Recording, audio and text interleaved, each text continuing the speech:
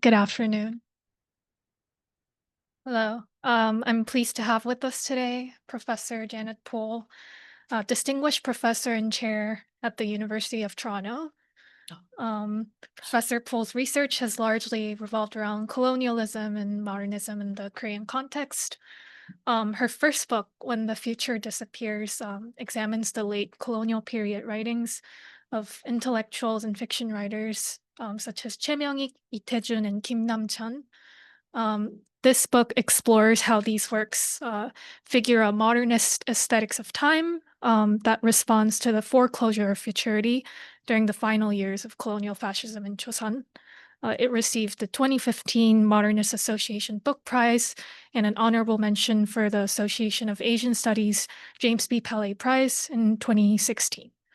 Her current book project in progress, Decolonizing Style, Going North and the History of Korean Modernism, once again traces the entangled legacy of coloniality and modernism in the late 1940s by examining the works of modernist writers who went to what would become the DPRK. Outside of academic research, Professor Poole has also translated works of Korean literature across the colonial and post-colonial divide. She has published 2 books on Lee Tae-jun's oeuvre, Eastern Sentiments, a collection of anecdotal essays originally published in Korean in 1941, and Dust and Other Stories, a collection of short stories he wrote between 1925 and 1950. Today, she is here to talk to us about her most recent book, Patterns of the Heart and Other Stories, which is a first introduction in English of the works of Pyongyang-based writer Ch'oe Myångik. And I'll hand it over now to Professor Poole. Okay, thank you, Eden, for that lovely introduction. I think it will become clear that I don't really consider translation outside of academic research, but I'm going to talk about precisely that. So, yeah, can you hear me? Okay, or do I need to be? We have this weird thing where the slide doesn't move unless I sit right here. So I have to sit even though I usually stand. So I'm kind of static. But thank you so much for being here today. And thank you so much for the introduction, and to Ruth, especially for inviting me here. I was expecting to have a nostalgic experience of room 918, but it just feels very different. So, but that's okay. New beginnings. We can do that. As Yerim said, I'm talking about this book, Patterns of the Heart, short stories by Ch'oe Myångik, who was a noted mid-century modernist writer. And I have to say, I was really grateful for this particular invitation and the way in which it was framed to talk about my new book, which happens to be a book of translations, and to talk about my own journey as a translator. So over the past few years, I've been thinking a lot about the kinds of knowledge that translations can produce, whether through writing them or reading them. So anyone who translates as a scholar based in a research institution will most likely be perplexed by the idea that translated books are not books, apparently, and that translating is not writing. Now, this seems to defy common sense, because surely translators write, and a book is a book. That said, I do feel that it takes some work in order for a translation to become research. So I'm not saying that I'm an advocate of the idea that any translation is automatically to be counted as research. And I say that as someone who just went through the promotion process, advocating for translation as research. But I think that some work has to be done to turn translation into research and to maximize the knowledge that a translation can produce. So as it happens, this particular book is good, I think, for me to track my own journey as a translator, because Ch'oe Myångik was really there from the very beginning of my career as both scholar and translator. So he was the first writer that I read upon recommendation when I arrived in Korea. He was the first colonial era writer whose work I fell in love with. He became the first chapter of my dissertation and of another book I wrote, which Yellen referred to earlier. And he was also the first colonial era writer that I actually translated. Before that, I'd just done a series of odd jobs to fund myself as a poor graduate student. So he was actually the first that I translated and tried to bring together my research and translation with. And he was the writer who taught me what really should have been obvious already, but wasn't. And that is that the narrative of colonial Korean literary history is fundamentally shaped by the state of the Republic of Korea, which we know as South Korea, even though that state did not exist until 1948, 3 years after the end of the colonial occupation. And so Ch'oe Myångik was kind of invisible and still is in many ways. As a lifelong resident of Pyongyang, which was a city of Japanese-occupied Korea, but not of the Republic of Korea. So I continued to translate Ch'oe's work in order to understand it better, to use it in the classes I've taught over the past 20 years. But it was only during the pandemic that I kind of sat down and thought about what it would be like to create a collection of his work and what kind of decisions I would have to make. Because collections need curation and curation involves making decisions. And so it was really the pandemic and a little bit of a prodding from Columbia University Press that brought me to put this together. So this is my pandemic book. A lot of people have pandemic books. This is mine. So what I thought I'd do today is kind of try to weave together some strands of my thought on the book, on translation, on my journey as a translator, as you asked about that, but also on Ch'oe Myångik and on what I'm calling Pyongyang modernism. So who was Ch'oe Myångik? I thought if I sat here, it works. Oh, well. Maybe I should just stand there. It does, yeah. It works from, there's a sweet spot in this room. But you have to stand, you see. I've noticed it only works if you're standing for some unknown reason.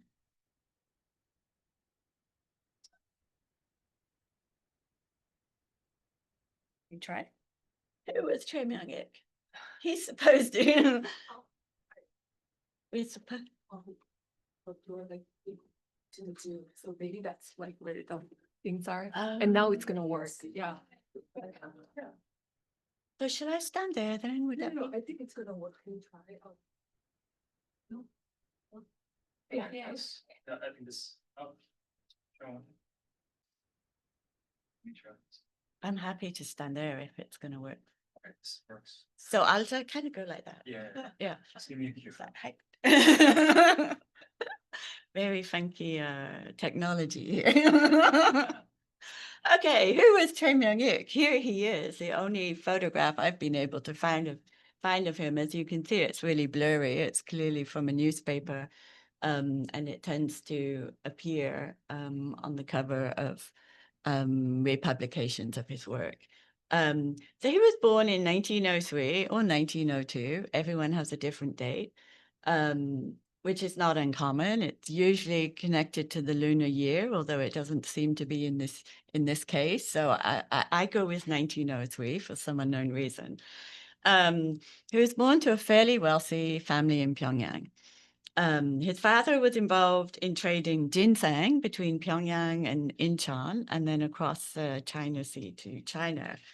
So his father was a businessman, but Ch'oe also credits him with kind of inspiring his love of literature, because his father used to invite the itinerant storytellers to the family yard, the house, to have them spin their talks to his older male friends. Ch'oe's mother and brother were possibly imprisoned during the March 1st anti-colonial uprising, and Ch'oe himself recalled taking part. So he is of the generation that has a lived memory the March 1st anti-colonial uprising. He would have been like 16, 17 years old, something like that.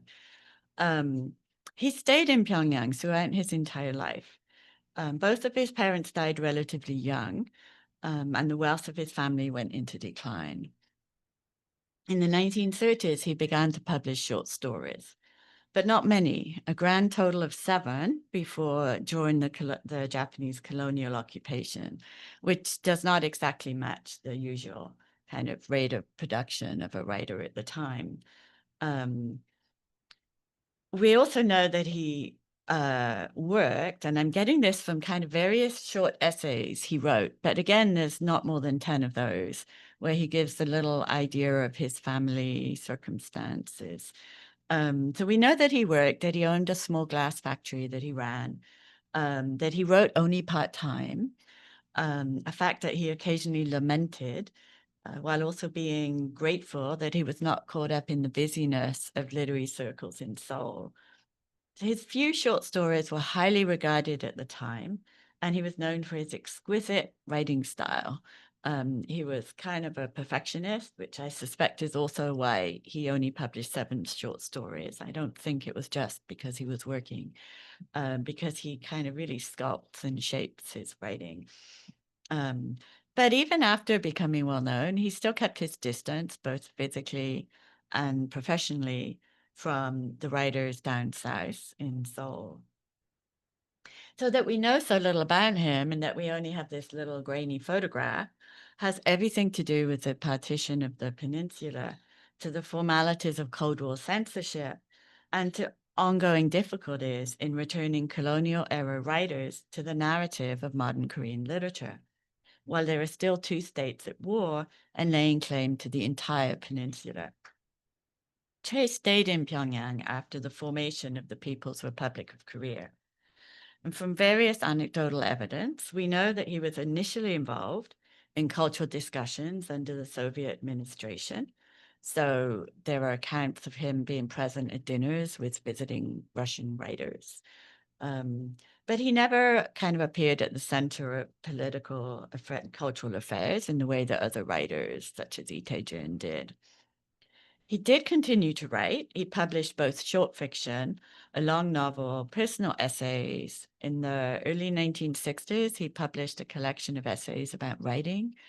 And then after that, we don't really know much, right? Other than one remaining child of his, the one remaining living child of his disappeared during the Korean War.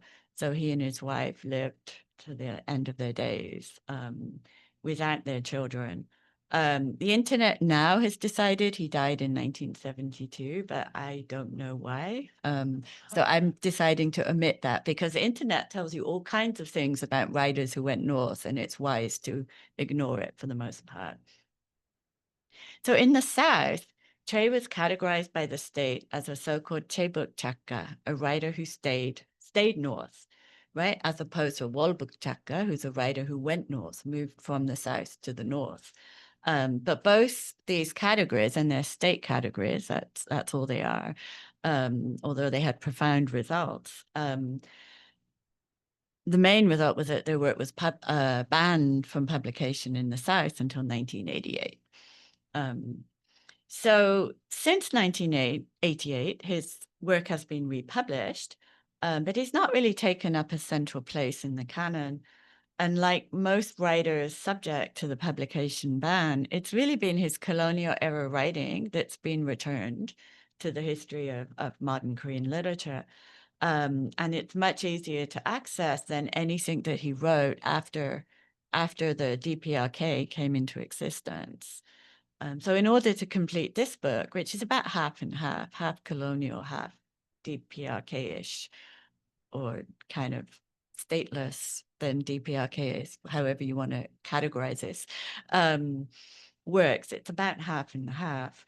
And I had to visit multiple libraries to find these writings that were in DC, in University in London, actually. And then you have to also do a fair amount of detective work into the multiple versions of writings, even the ones that have been republished, because colonial era fiction, republished fiction, tends to be very much layered through multiple regimes of censorship. So there's colonial censorship, Cold War censorship, and then there's simply the customs of contemporary editing. So the custom in South Korea is that the last known work published during the life of the writer is considered the definitive version.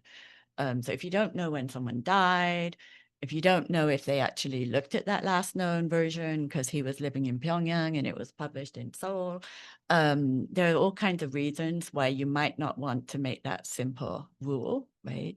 And so I do make a big effort to try to find all the different versions and think about what the nature of the changes means. So in the 1930s, when Pyongyang wrote his most delicate and detailed descriptions of his hometown, Pyongyang was a burgeoning city, and let's hope we have a picture of it. I will keep going because it will emerge. Oh yeah, well done. It will emerge as I talk. It was a burgeoning city, not as large as Seoul, the capital, or Busan, which was a port city from where the ferries crossed the sea straits to the Japanese metropole. But Pyongyang was on the railway line, and it was the last major city before crossing the border into northeast China and further north to Manchuria. Trains passed through Pyongyang Station, carrying immigrants to Manchuria, soldiers to the front line, increasingly so, tourists to the outer reaches of the Japanese Empire. And actually, the city itself became a destination of note, famed for its kiseng entertainers and splendor of its ancient architecture along the banks of the broad Taedong River. So it was quite a tourist destination. Pyongyang's history reached deep into an ancient past, embodied in its towering gates, pagodas overlooking the broad expanse of the Taedong River, and crumbling city walls. It also reached into a more recent past as the site of missionary activity. Pyongyang was once known as the Jerusalem of the East. It was also home to numerous schools in the so-called Western learning from the turn of the 20th century, giving the city a distinct intellectual trajectory. In the 1930s, the city had a reputation as a commercial center, what Ch'oe calls in one of his stories, a new city of commerce and industry. And this industry was enhanced by access down the Taedong River to the shipping lines across the China Sea. So it was a very connected commercial city. A visiting journalist in the 1930s presented Pyongyang as a city of home industry, where walking down the street, one heard knocking coming from within every house as the citizens of Pyongyang busily crafted goods to sell. And in the same report, the journalist noted that those citizens also frequented the library. They were avid library goers, and they also went to modern medical facilities. Pyongyang was at once ancient, early modern, and modern. And through Ch'oe's writing, it became modernist. Now, when I first embarked upon my dissertation research, which I was just recalling with Ruth, it's our 30-year anniversary, I realized, which is kind of scary. But anyway, back then, the topic of modernism was only beginning to be explored by scholars in South Korea. So what has now become a full-fledged industry of scholarly work, fictional biographies, films, musicals. I found out just last week that there are no fewer than 3 musicals about Isan. Did you know that?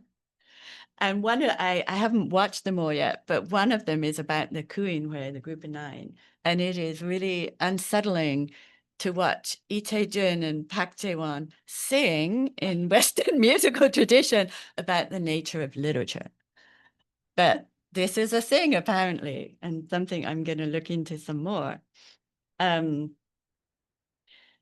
That's today. Back then, scholars were just beginning, I think, in many ways, to rethink the colonial past and retrieve a specifically modernist history.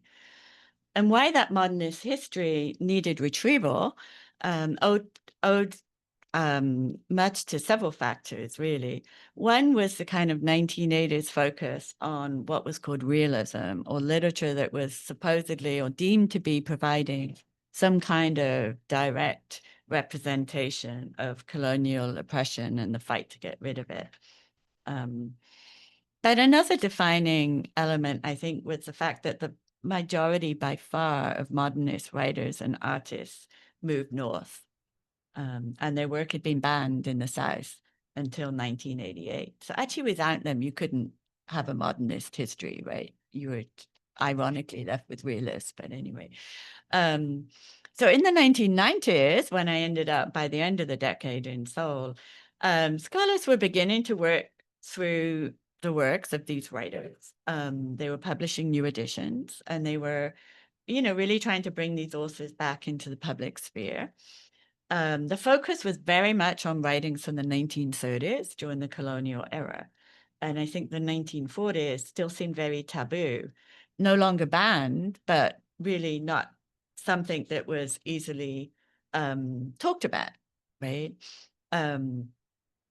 So basically for the modernist authors, half of their careers, half of their lives were retrieved, and the other half was kind of conveniently ignored for the most part. So South Korean academia's new modernist studies revolved around Isang, Park Tae-won, and Lee Tae-jun. And the mid-1930s formation of the Kuinhue, the Group of Nine, was based in colonial Seoul, which was the fulcrum around which, I have an image, topics such as the streets of the city, yes, here we are, flanneurship, the new woman, and the new technologies of film and its impact on perception revolved. This is an image of Honmachi, which was the kind of Japanese colonial commercial district. And there's another image of that. And so this was the kind of picture of colonial Seoul, which was deemed colonial Korea, that a modernist Korea that was being explored. So for those of us who were graduate students in the late 1990s, this all seemed very much like what we were actually reading, right? What has become more clear to me as time goes by is the degree to which this desire for the modern city, was a desire for a capitalist phantasmagoria that prefigured the 21st century rise of Seoul as a city of global capital. And that 21st century Seoul needed its prehistory, which was here, right? And it looked like this. So if you go to the Museum of the History of Seoul today, you will see Park Tae-won's glasses. And you notice, obviously, he has a much nicer profile than like Ch'oe Myångik. My students love his glasses, and they think mine were copying him, but they're not. Also, in Insadong this summer, I noticed there's a new shop that sells these glasses. So I guess they're back in fashion. These glasses are on display in the Museum of the History of Seoul, alongside popular commodities of the 1930s, set against images of the bustling streets in the Japanese commercial district of Honmachi. So there's this relentless focus on this prehistory to the present, right? The circulation of commodities that characterizes, that's presented as colonial Korea. So Park Tae-won and Lee Tae-jun both went north, but they became the protagonists of colonial modernism by virtue of having lived then in the South and written about, I mean, it wasn't the South then, but having lived in Seoul and written about Seoul, right? So even though they went north, they could still give a linear history moving towards 21st century Seoul. But if colonial Seoul, or Keijo as it was known, provided the prefiguration of 21st century history, what kind of fantasy would be produced by a modernist Pyongyang? So Ch'oe Myongik's 1936 story, Walking in the Rain. Oh, here we are, modernist. It's coming up in a minute. Modernist, this is actually Pyongyang. I put this here, I guess, to notice a slight, if you flip back and then back again, just quickly, oh no, back again, so to the city, the Honmachi. Yeah, just a sense of the scale from the kind of high buildings of Seoul and then back to Pyongyang. And then we'll go one more to Ch'oe Myōngik's story, Walking in the Rain, should appear. Here we are, brilliant. Ch'oe Myōngik's 1936 story, Walking in the Rain, is the finest elegy to his hometown. This is the illustration that appeared in the original publication, and with illustration by An Seok-young. And I even found my own marginalia to prove that. I remember it took me ages to just, and I was going to rub it out. And then I thought, no, it's my trajectory as a translator. So I've got to leave my marginalia. I did spend a lot of time thinking about how to translate the title. Some people are very upset because it's not Pyongyang, but I like Walking in the Rain. I think it captures the atmosphere a lot better, and Rainy Road just does not do it. I'm sorry. The story begins with the protagonist Pyongyang walking to work. The factory where Pyongyang worked lay just outside the city wall, as did his room on the opposite side of the city. Although the two sides of the city might be said to oppose each other, the angles of the wall did not form a perfect square, and his 30-minute walk to work barely scraped past one corner of the inner city mid-route. Once he left his boarding house, he had to walk for about 10 minutes down a narrow, steep path, which did not appear on the city government's borough map. So although he walked, he never made it inside the gates of the city, right? A walker, but no flaneur, Pyongyang walks in the alienated time of the commute from a flea-ridden boarding room outside the city walls, the traditional limits of the walled city, to a factory equally outside the walls. He never gets inside the city itself or the gates of the city. As the story points out, the city at that time was on the verge of a dramatic transformation. So later in the story, Ch'oe writes that, I quote, "The developing city had begun to break through the old city wall and penetrate the grassy land beyond." The city is expanding, right, and changing in nature. The uneven peri-urban space marked the new development of small factories and workyards next to grassy lots and rice fields. Pyongyang's walk down an alley, not dignified with notation on a borough map, records the spaces of those who were peopling the nascent industrial revolution while utterly marginalized from the dazzling array of commodities that they helped to produce. Those commodities that are displayed in the illuminated showcases of the Museum of the History of Seoul. The path is described in detail. That path ran between tiny houses packed so tightly together, they seemed to rub each other's backs, and past alleys so narrow that even on a summer's day, the rapidly rising dawn sun barely illuminated a hand's width beneath the eaves on the western side. Perhaps it was always quiet, but Pyongyang, who only walked this way in the dark mornings and evenings, saw hardly anyone except for the dogs loitering around the toilet holes at the foot of the back walls of the houses on the eastern side, and the half-blind women who would throw dirty water into the alley from the kitchens on the western side.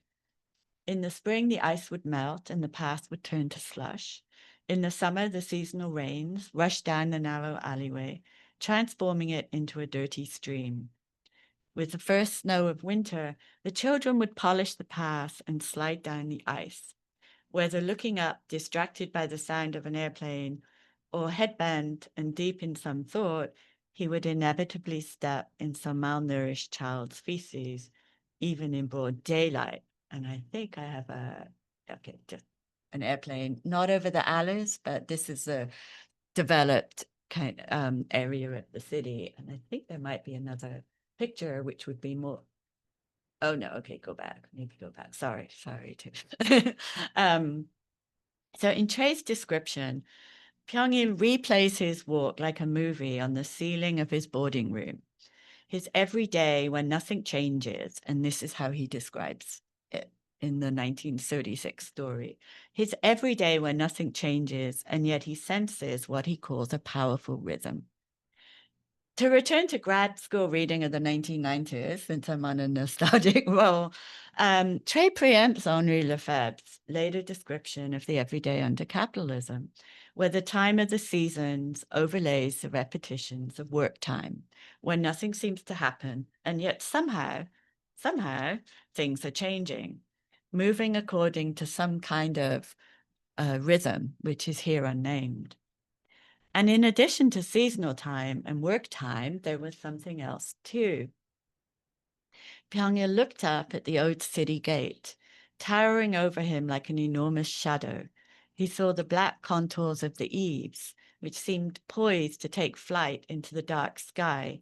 And then he gazed once more through the gate at the brilliant city lights, and he tried to conjure up those amazing population figures, 100,000, 200,000. They are all preoccupied with their own problems. With this thought, he looked up at the sky once again and watched the bats flit around in the darkness. They were flying out from the black gate tower and disappearing back inside again. It was as if the spirit of the ancient history of the old city gate was still alive and roaming through the night. Now, unlike the earlier picture with the airplane, the wide, asphalted, developed streets, this is the gate, the Taedong gate on the right, on the horizon, and the close alleys. And this is not the alley he was necessarily walking down, but this is the kind of area of the city he's describing. I think there's one more, I'm not sure. Okay, yeah, you can just see the gate on the left. Maybe we'll go back for now and yeah, I prefer that one. So here the past has not disappeared, but remains as a spectre, almost Gothic, calling forth ancient customs and beliefs. In the story, a large snake appears on the gate, and this is deemed by the old folk to augur a flood in the coming rainy season. A snake that, according to the elderly, should be placated, but the young men merely try to catch it in vain. What follows is an encounter with a photographer owning a small studio on Pyongyang's route. Pyongyang pauses one day to shelter under the eaves of a house to avoid the heavy seasonal rains, and finds himself invited inside by the photographer who owns the studio. It just has a little bare window cut out in the wall, one little 16-watt bulb, and pictures of mostly portraits of girls working in the rubber factories that were in Seoul and Pyongyang, sorry.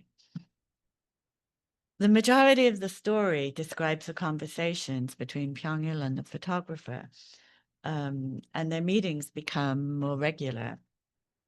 But in their interactions, Pyongyang is forced to confront ideas and a lifestyle which he regards with contempt.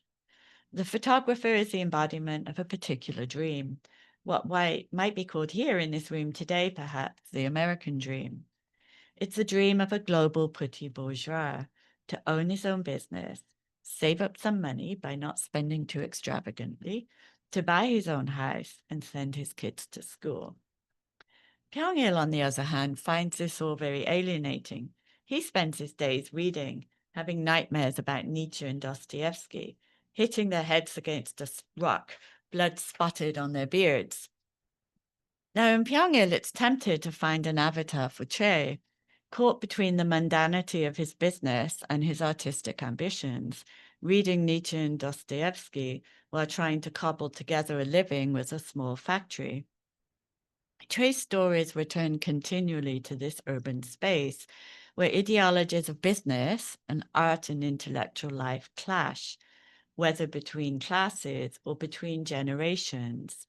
So in another story in the book titled A Man of No Character, this clash is transposed onto a father and son. The father, who's a dying, grotesquely dying rich businessman, and his son who does nothing basically except have this affair with a new woman, and so the clash is given a kind of generational meaning of a generational divide. And it seems to me distinctive to Pyongyang modernism and to a city caught between the petty bourgeois and the modern intellectual classes, shaped by missionary schools and modern education. But the geography of Pyongyang modernism does not remain within the limits of the city. Another distinctive quality is its shaping by a different geography introduced through its linkage to northern regions, not only the northern regions of Korea, but China and Manchuria. Pyongyang was the gateway to the Manchurian Railroad. It was on the, it was the main line. You had to go through Pyongyang to get to Manchuria. So whereas Isang's fiction, for instance, jumps between Tokyo and Seoul, the metropolis and colonial capital, mirroring each other in ironic, paradoxical, and sometimes witty symmetry, Ch'oe's stories take us north on the railroad. In Patterns of the Heart, which is the title story of the book, a disaffected artist struggling to escape his own malaise, he'd lost his wife and he spent his day painting pictures of her, travels to the cosmopolitan city of Harbin. There, he semi-accidentally runs into an old lover, and a love triangle of sorts ensues. As his old lover is now living with her old lover, the so-called former revolutionary Hyun. Hyun is in a state of grandiose decline, dying of heroin addiction, and yet still a commanding presence to whom Ch'oe's protagonist is no match. So even on his dying legs, he's not going to win this love triangle. It seems to me that Ch'oe is presenting the so-called former revolutionary, and he's introduced as a former revolutionary. I think this is a figure not to be taken, literally. He introduces this figure as a figure of remaining communism, still existing communism, refusing to renege his political beliefs and perform the conversion that so many other thinkers had performed, either willingly or under intense torture and other kind of incentives.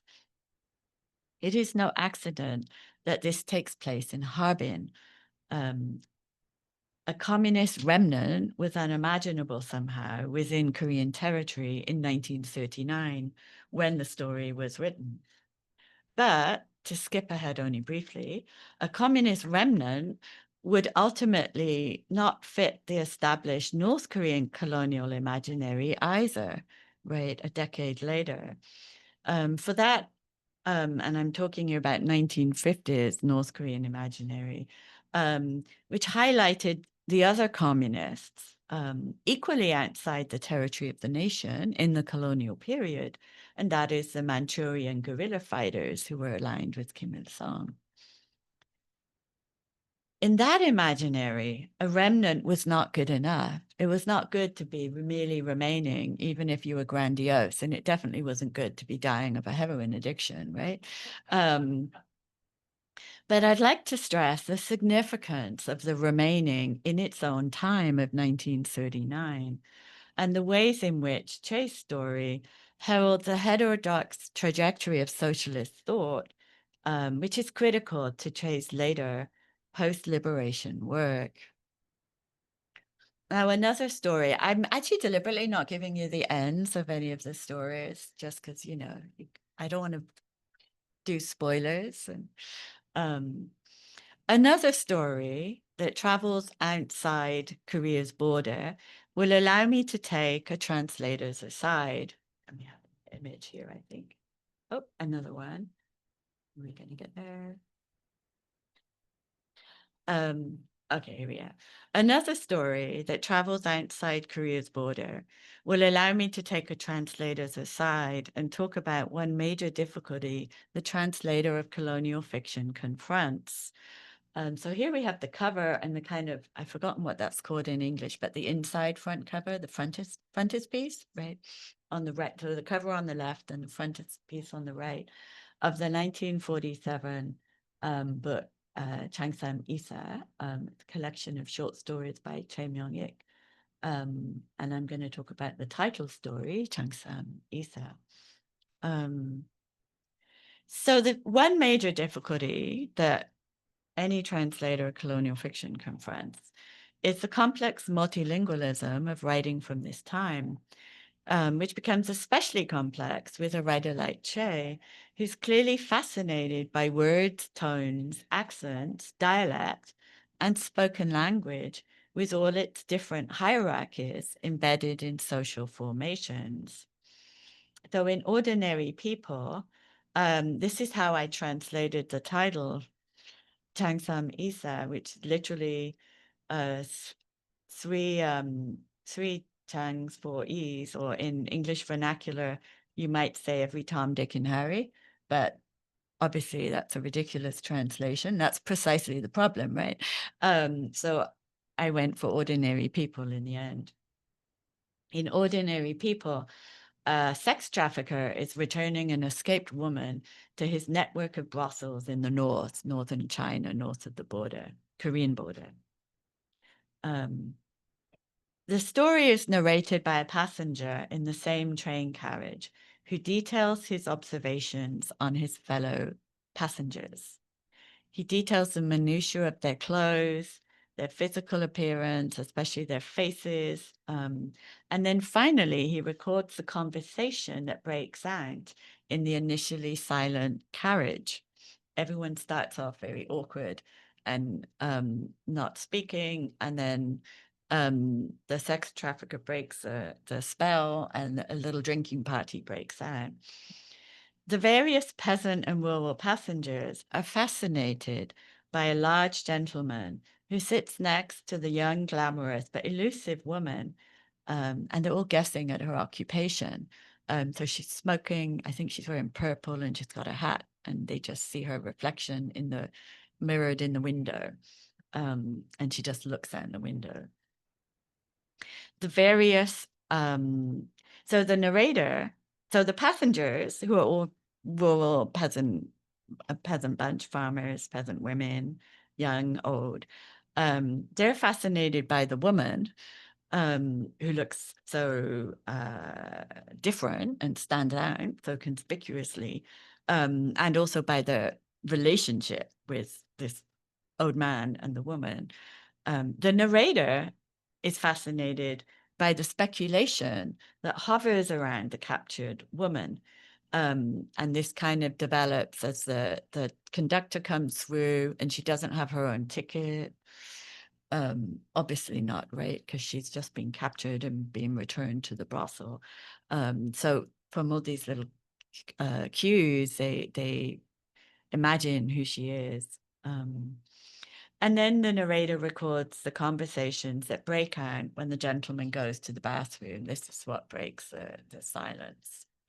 He exits to the bathroom and they all start talking about who he is or who he might be, and who she might be, even though she doesn't go to the bathroom, but she's a non-entity, right? So they can have the conversations.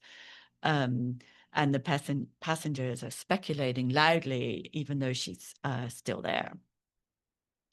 Their words are violent in Ch'oe's description, as violent as the physical violence that is ultimately inflicted on the woman in their presence, as the gentleman's son joins the train at the border, switching with his father and begins to hit the woman, and nobody does anything, right? They just watch, kind of horrified. But then when he stops hitting her and smiles and talks to them, they just smile and talk back. The story ultimately turns into a study of mass collusion with violence. I quote, "The woman was hit because she could be, and he hit her because he could," unquote.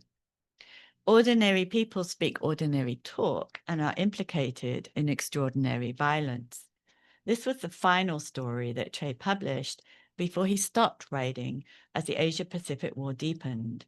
And unlike other writers, there's no record of him writing again until 1945. Now, as a translator, if we could look at the next passage, One of the greatest challenges is the way the story stretches the languages of colonial times, in which the Japanese of officialdom and popular culture have entered the speech of the Changsam Isa, the ordinary people. And I didn't solve this problem. I think it's unsolvable, actually. But this would be an example of what I mean. These are two of the passengers talking in the carriage towards the end of the story. So while we're at it, why don't we get her to pour us a drink? The old man at this point has fallen asleep, and so they're drinking the alcohol he brought while he sleeps away. Why don't we get her to pour us a drink? Shut up. Didn't you hear what he said? What? Do you think she wants to pour your drinks when she's just been dragged away from her lover down south? If she's had such a tsurai shitsuren, she can't pour me a drink. Then why didn't she go kill herself? Tsurai shitsuren is like a sad love affair, right? You think dying's that easy? Nani wake nai yo. Really, if he was good enough to run away for, I mean, if he was her koibito that she had to isho ni naru, even if it meant running away, then why did she leave him? Why didn't she ask him to kill her when she was caught, eh? You should have bit your tongue right there and then. Isn't that right, Kimmy? He's addressing her directly. She turned away. Her face pale with disgust. Those eyes which had been watching the man now seemed to say, "Who are you to say such a thing?" But the men were so drunk that they didn't stop, even when their eyes met hers. That's right, you know. If she was a good girl, she wouldn't run away so easily. Baggy trousers, invisible words lashed her face like a whip. Well, let's drink up.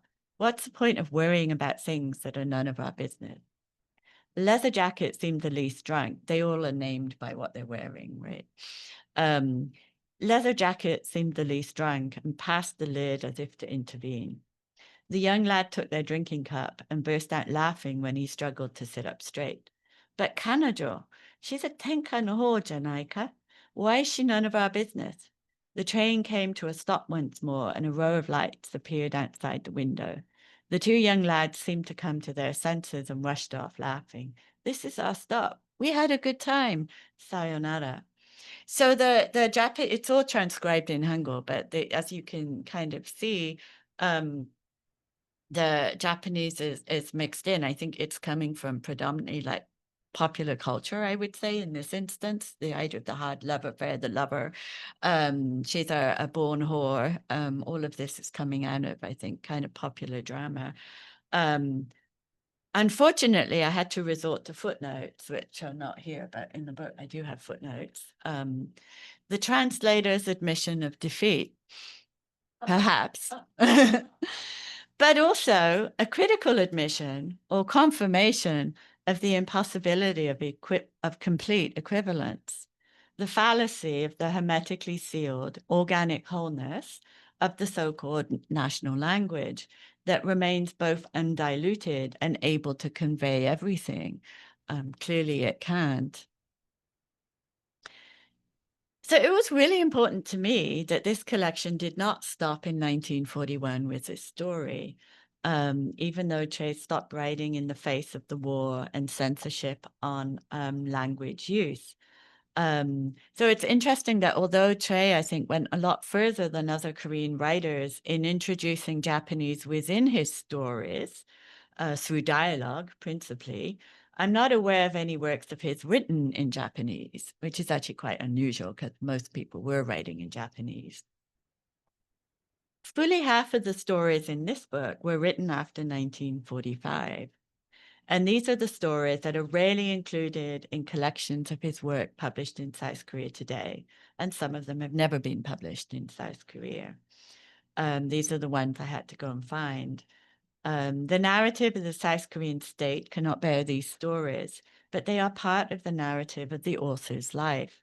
And that is the narrative I prefer to follow, not in order to isolate it from the larger geopolitical forces of its time, although I think it deserves that. I think lives should be acknowledged, but also to show how lives were both shaped and disrupted by those forces, and to show how the kinds of twists and turns of thought, of events, of politics, beliefs, and situations cannot be adequately counted by within the tidy compartments of nation-state thinking.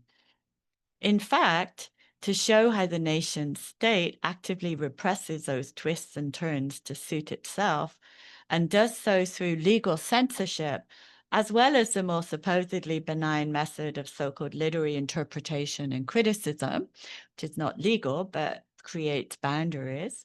So there are many ways in which the state is still active in rendering judgment on these stories. But I think I also have another goal. One is that it's directed at the Anglophone reader as much as the reader in Korean, which is to question the extent to which current notions of literature are also, so what is literature and what is not literature, are also shaped by geopolitical forces. And one of those is the anti-communism at the heart of the ongoing Cold War. So this is the second book of translations, I think I have another picture, that I've published that take one author and curate a collection of stories from across his life. And the first book I did was by the author Lee Tae-jun, who went north. In both cases, in both books, when I read the reviews, I see that I completely failed, because almost all reviewers declare something to the effect that even though the earlier stories are quite fascinating and funny and remind the reader of Maupassant and people like that, in the second half of each book, it descends from literature into propaganda. I think it's hard to counter this narrative, right? Other than just keep going. I prefer to read these as companion volumes. Each of them takes a writer subject to state censorship for choosing to live in North Korea. One of those, the one who wrote about colonial soul and was a powerful cultural figure in the 1930s, has been redeemed the most in the South. Now, Lee Tae-jun was also subject to harsh exile in North Korea from the mid-1950s. But before that, he played a prominent role in cultural affairs in Pyongyang after he moved there in 1946. The other, Ch'oe Myångik, stayed in his hometown and remained on the margins. But that does not mean that he did not support the revolution in the North. But perhaps he did so from a more heterodox, kind of semi-socialist position. So we see this in the difference between the two stories that act as a fulcrum in both volumes, where each author narrates an apparently, but only apparently, semi-autobiographical record of their time in the later years of the Asia-Pacific War and how they experienced the first year of liberation, in quotation marks. One was still in the South, Lee Tae-jun, and the other was in the North, Ch'oe Myångik. Now, whereas E's story, before and after liberation, presents the public debates among cultural figures both before and after liberation, just like its title, it ends with a declaration to move forward in support of the leftist kind of united front, capital letters. It's not the 30s United Front. Not capital letters, little letters. That's what I meant to say. He declares he's going to move forward in support of the leftist forces.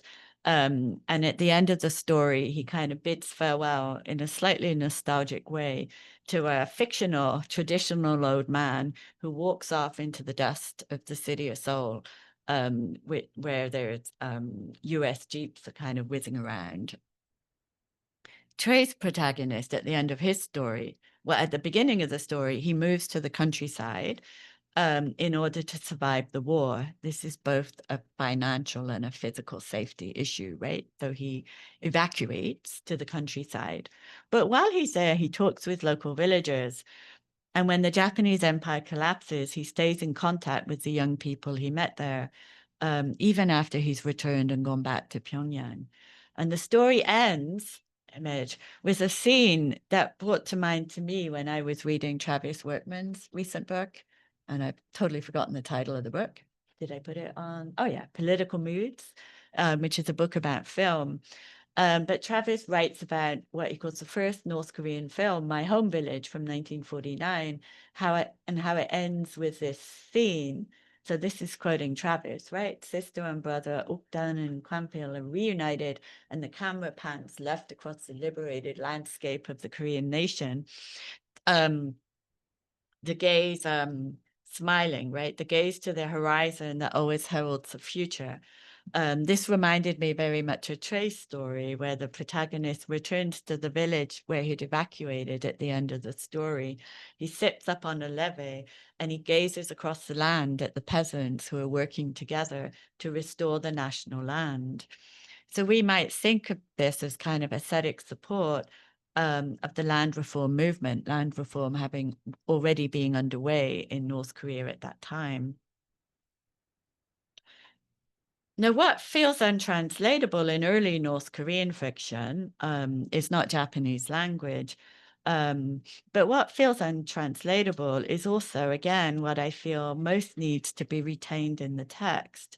So akin to the Japanese phrases that dot colonial era fiction, the rhetorical devices specific to this time and formation are the reference to Kim Il-sung.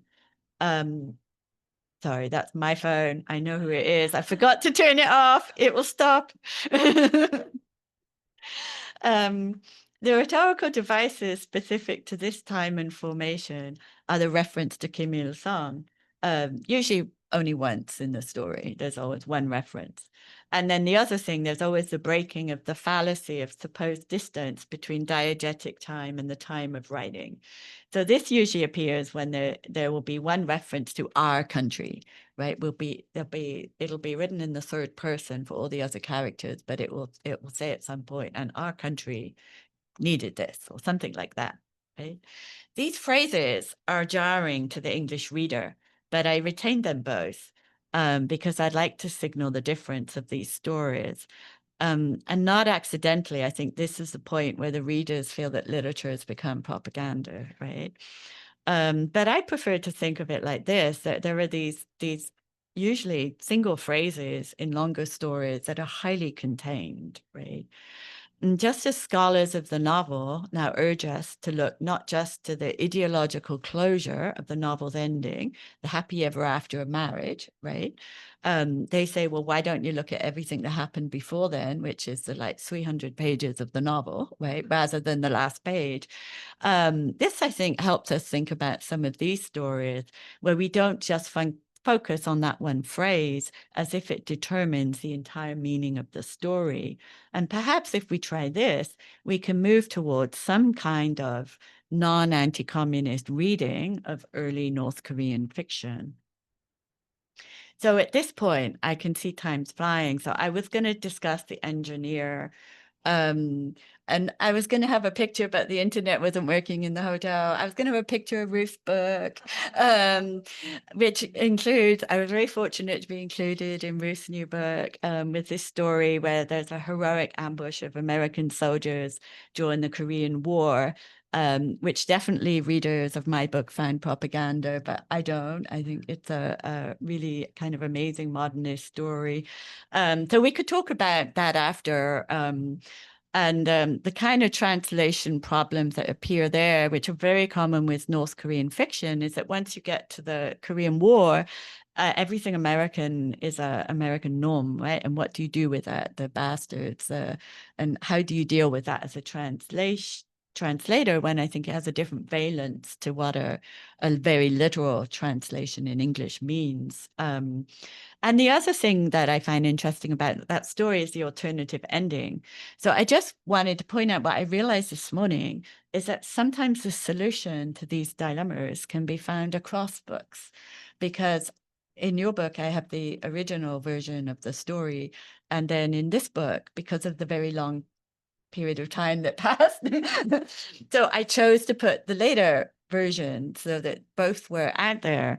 And so sometimes multiple books can solve a problem, which I was quite happy about. So I'd like to end instead with the last story of this book. Patterns of the Heart ends with a short story titled Voices of the Ancestral Land, a brief story recounting fleeing on foot from the city of Pyongyang in the autumn of 1950. The column of people fleeing, of citizens of Pyongyang and other northern towns, intermingled with small groups of People's Army troops withdrawing northwards, chased by the National Army and the Allied forces, strafed with bullets and napalm dropped by US Air Force jets. The story is narrated in the first person and may well have been based on Ch'oe's own personal experience of fleeing Pyongyang along with his wife. His only remaining child, a son unseen since he'd determinedly joined up with the People's Army in the early days of the Korean War. The story opens with this description. 4 or 5 days had passed since we crossed the Chongchon River. At the sight of rich autumn colors reflected in the river's crystal clear waters, the hometown we had left behind suddenly felt even more distant. Across the river, in the hills beyond the far bank, the autumn foliage had advanced still further. And as we continued our journey north, the mountains surrounding us on all sides were bedecked in ever deeper and more resplendent colors. Yet, in the midst of such beautiful scenery, all we could think about was how to push forward as quickly as possible. This passage for me calls to mind a 1971 illustration by the artist Chung Hyun-eun, which appeared in a publication of a novel, Behind Enemy Lines by Ha Jung-hee. Chung Hyun-eun had left Seoul in a hurry on September 26, 1950, 2 days before the city was retaken by the National Army and Allied forces.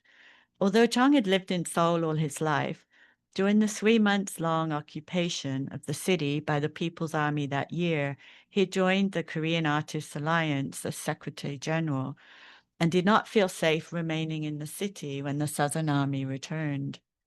Leaving behind his wife and 4 young children, he temporarily fled, later sending someone down to Seoul to try to bring his family to him, but they had already fled further south as the People's Army pushed the front line back again.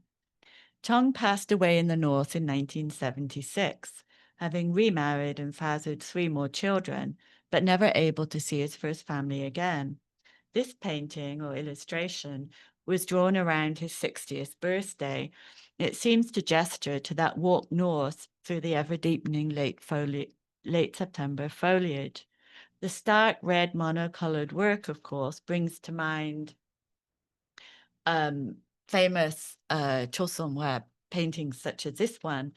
This is Chung Yong-man's Sunset at Kangson from 1973. Whose rich red ink and watercolor tones are often heralded as symbolic of the national form debates of the time. But if we could go back, so that's a socialist in content, national form. It was a big debate, and people often vote to point to the color and tone of that painting as a kind of primary example of that. And yet, I would say that Ch'oe Myōngik's story shows us a different origin for the crimson leaves that enfold the dark-suited male figure who tails the mixed bag of the displaced walking through the northern ravines, fleeing the napalm bombs that destroyed their city. And this, too, is Pyongyang modernism.